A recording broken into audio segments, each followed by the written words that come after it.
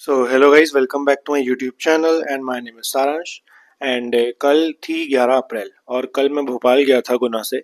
और मेरा जो शिफ्ट टाइमिंग था वो 11:30 बजे था, रिपोर्टिंग टाइम। फिर एग्ज़ाम हमारा शायद 1 बजे हुआ, ऐसा कुछ हुआ, डिले हो गया था। फिर 2 बजे तक हुआ एंड फिर हमें छोड़ दिया गया, है ना। तो इस टाइप से हुआ। अब मैं इसका सेल्फ गिवन एनालिसिस करने वाला हूँ कि मैंने कितने अटेम्प्ट्स करे हैं और कैसा मेरा पेपर रहा। तो सबसे पहले तो सीधे मैं आपको, मतलब ये कोई प्रिपेयर्ड वीडियो नहीं है कि मैंने प्रिपेयर किया हो कैसे बोलना है, कितना अटेम्प्ट्स बताने हैं, ऐसा नहीं है। सिंपल जो मेरे मन में आएगा मैं बोल दूंगा और जिस हिसाब से मुझे याद आता जाएगा उधर क्या किया है मैंने वो बताता जाऊंगा। तो सबसे पहले तो मैं अटेम्प्ट्स बता देता हूँ। इंग्लिश में मैंने 27 अटेम्प्ट्स करे हैं 30 में से। अब आप लोग सोच रहे होंगे कि पूरे अटेम्प्ट्स क्यों नहीं करे।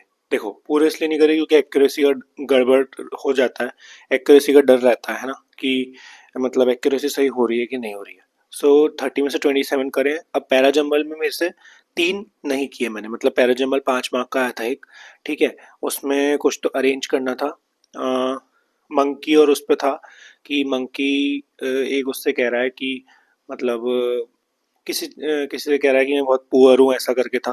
तो उसमें मेरे स्टार्टिंग के दो तो बन गए थे, मेरे को लग रहा था वही होने चाहिए स्टार्टिंग के, तो फर्स्ट सेंटेंस और सेकंड सेंटेंस, तो मैंने वो बना दिए, ठीक है। अब लास्ट के तीनों में कंफ्यूजन हो रही थी मुझे, और बाकी इंग्लिश मेरी पूरी बन गई। तो एक्यूरेसी का पता नहीं, बट अच्छी एक्यूरेसी अच्छी होगी, मतलब इतनी बुरी नहीं है कि बहुत ही गंदी नहीं होगी, मतलब ठीक ठीक होगी, है ना। अब और क्या क्या आया था इंग्लिश में, तो इंग्लिश में वो आंट्स और वो वाला आया था, है ना, कि मतलब आंट्स हार्ड वर्किंग थी। और ठीक है, और एक वो जो था, एक और कोई कैरेक्टर था उसमें जो बहुत मतलब अपने आप में ब्रैग करता था, अपने आप को बूस्ट करता था, तो वो भी बहुत अच्छा बन गया था, आरसी, मतलब बहुत बढ़िया बन गया था। और सिनोनिम तो बहुत ईजी आए थे। अच्छा, हमारी वाली शिफ्ट में एक क्वेश्चन गलत था, तो हो सकता है सबको ग्रेस मार्क्स मिलेंगे, जिसमें वो वाली चीज़ थी कि मतलब उसमें पूछ रहे थे, वो क्वेश्चन अजीब सा था, और जो वो रिलेटेड ही नहीं हो रहे थे, मतलब दोनों पार्ट्स, जो आंसर्स थे और क्वेश्चंस थे। तो फिर मैंने तो कर दिए, लेकिन फिर भी मेरे को पता था कि वो उससे आया है, दूसरा क्वेश्चन है वो, तो वो सेम कॉपी हो गए थे उनसे, आरबीआई वालों से। तो ऐसा हुआ, ठीक है।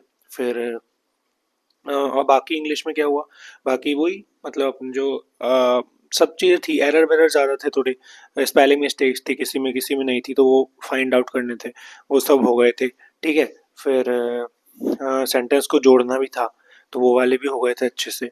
और बस इंग्लिश तो कुल मिला के अच्छी गई मेरी, 27 अटेम्प्ट्स गए। अब बात करते हैं क्वांट्स, तो क्वांट्स, ठीक है। क्वांट्स में मेरे को कॉन्फिडेंस रहता है, बट वहाँ जाके क्या हुआ ना, देखो 35 में से मेरे पहले अटेम्प्ट्स बताता हूँ, मैंने 30 अटेम्प्ट्स करे हैं। अब क्यों मैंने 5 अटेम्प्ट छोड़ दिए, देखो, 3 4 तो हमारे शिफ्ट में वो आए थे, रॉन्ग नंबर सीरीज। और रॉन्ग नंबर सीरीज मैंने अब देख लिया है कि मेरे को ना उसकी प्रैक्टिस करनी बहुत ज़रूरी हो गई है। रॉन्ग नंबर सीरीज मेरी कम ही जाती है, मतलब वहाँ जाके मैं पहने को जाता हूँ रॉन्ग नंबर सीरीज में। तो भाई, लोगों ने तो 35 में से 35 अटेम्प्ट्स कर दिए, बहुत लोगों ने, है ना, और उनको 2 2 3 3 मिनट बच भी गए। बट मेरे साथ तो ये नहीं हुआ, मैं तो टाइम कम पड़ गया, मतलब, और 5 में 30 ही अटेम्प्ट्स हो पाए टोटल, ठीक है। अब गिनते जाना। अब रीजनिंग मैंने कितने करे, रीजनिंग मैंने 34 अटेम्प्ट्स कर दिए, और रीजनिंग मेरी पहली बार सारी सही गई। मतलब आप सोचो, सारे पजल बन गए मेरे इतने आराम से, ठीक है। बस एक ब्लड रिलेशन जो आया था ना, वो थोड़ा अजीब सा था। सो ब्लड रिलेशन मेरे को थोड़ा डाउट लग रहा है उसमें, है ना।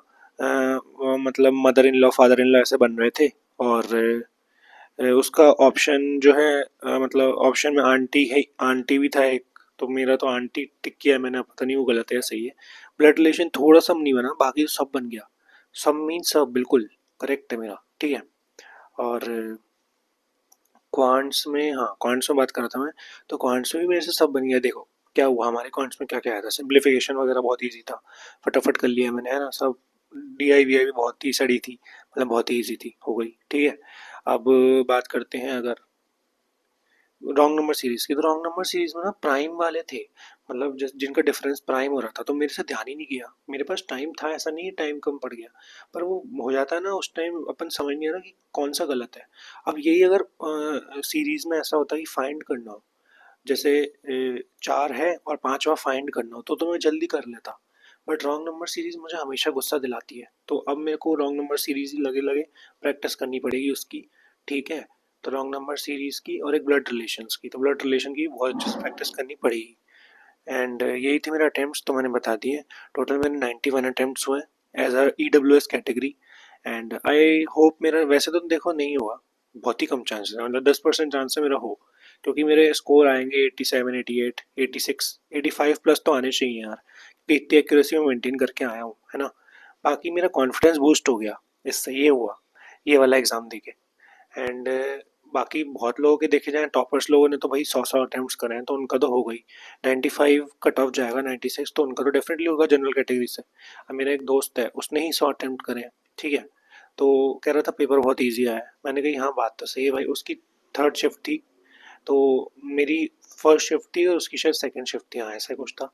तो उसके में भी अलग चीज़ें आई थी, मेरे में अलग चीज़ें आई थी, बट वो कह रहा है 100 अटेम्प्ट हो, मतलब पेपर का लेवल बहुत ईजी आया था, ये तो है, ये बात तो मतलब फैक्ट है। जिसने बहुत अच्छी तैयारी करी होगी ना, जो कहते हैं ना कि क्वांट्स का गॉड होगा, रीजनिंग का गॉड होगा, तो वो कर लेगा।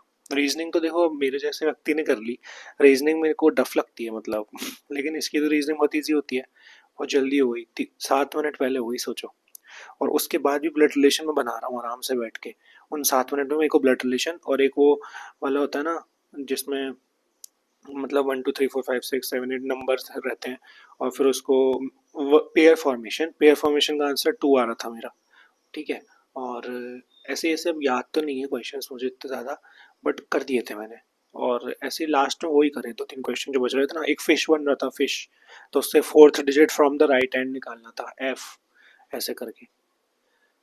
तो ठीक है, चलो एक वो मिल गया, RBI असिस्टेंट का भी दे लिया मैंने। मैं हारा नहीं, मतलब मैंने ये नहीं सोचा कि यार मेरे से नहीं होगा तो मैं भरूँ ही ना फॉर्म। फॉर्म भरने से फ़ायदा तो होता है देखो, आपको कुछ ना कुछ नहीं मिलता है, at the end you gain experience, and experience matters.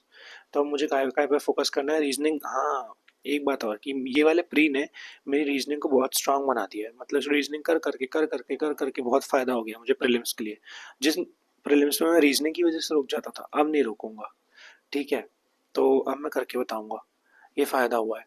और क्वांट्स मेरे को अच्छी स्पीड करनी है, भले ही मैं मैथमेटिक्स मानता हूँ अपने आप को, मैथ्स पढ़ाता हूँ बच्चों को, बट बहुत competition level of competition is really high. बच्चे 35 में 35 चटका रहे हैं बहुत आराम से, तो वहाँ तक पहुँचना है मुझे, ठीक है। ठीक है, बस that's all for the video, and thanks for watching my journey. अगर आपको पसंद आती है तो चैनल को सब्सक्राइब करिए, लाइक करिए, शेयर करिए। एंड मैं भी आप लोगों जैसे ही हूँ, एक एस्पिरेंट, सो लेट्स सी कि मैं कब एक गवर्नमेंट एम्प्लॉय बनता हूँ। Thank you, thanks for watching my video, subscribe the channel, bye bye.